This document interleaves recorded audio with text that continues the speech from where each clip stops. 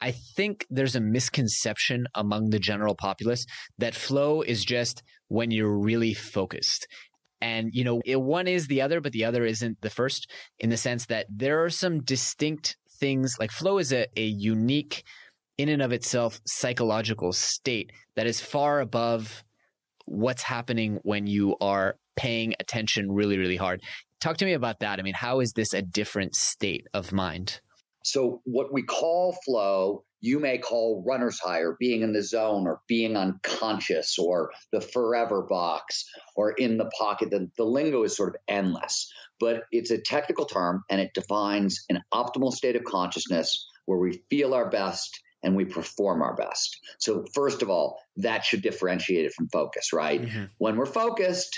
We're not feeling our best and performing our best. We might be, but right.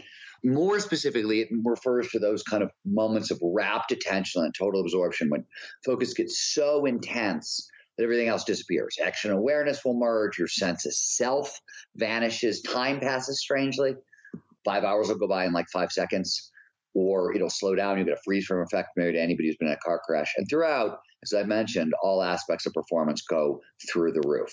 So to put this more scientifically, perhaps, when you are focused, you usually have a little bit of cortisol, a bunch of norepinephrine in your system, and your brain waves are in high beta, which is a fast-moving wave, and it's where your brain is right now as we're talking, right? Flow, brainwave-wise, takes place near this borderline between alpha, which is, a more relaxed state of consciousness, very similar to where you are when you're daydreaming, and theta, which is a deep meditative state of consciousness that only accessible to most people during REM sleep or during the hypnagogic state when you're falling asleep. So there's a different brainwave signature, and neurochemically, stress hormones like norepinephrine and cortisol are mostly flushed out of your system, though you have some norepinephrine still there because it helps sharpen focus, and you're filled with dopamine and anandamide, serotonin, oxytocin, a bunch of other neurochemicals. So neurobiologically, there's massive differences between focus and flow.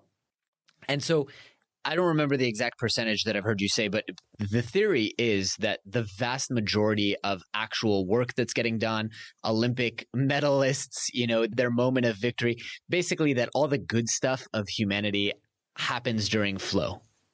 So we learned, and by we, I mean Mihai Csikszentmihalyi, whose name you mentioned earlier, right, who's sort of the godfather of flow psychology, though he's not the first one to study it. People have been studying flow scientifically since the 1870s. But Csikszentmihalyi in the 70s and 80s, early 90s, was the chairman of the University of Chicago Psychology Department. And he made a number of kind of foundational discoveries about flow that sort of speak to what you're talking about. One is he defined the state. He figured out that it's measurable. He figured out it's ubiquitous, so anybody can, anyone anywhere can end up in flow, provided certain initial conditions are met.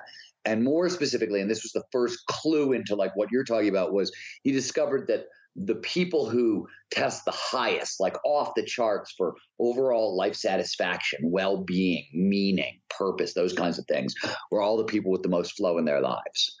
That was tantalizing. From that point, after he kind of broke down some of the psychology, researchers turned themselves to the next question, which was, all right, this is optimal performance. How optimal, right? We know it's good for well-being and life satisfaction and meaning, and those are important, but what else is it good for? And the answer is, holy crap, right? Like what we now know is that pretty much a flow state sits at the heart, as you pointed out, of every gold medal or world championship that's been won.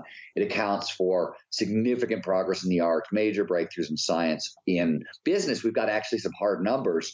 McKinsey did a 10-year study, the business consultants, and they found the top executives are 500% more productive in flow.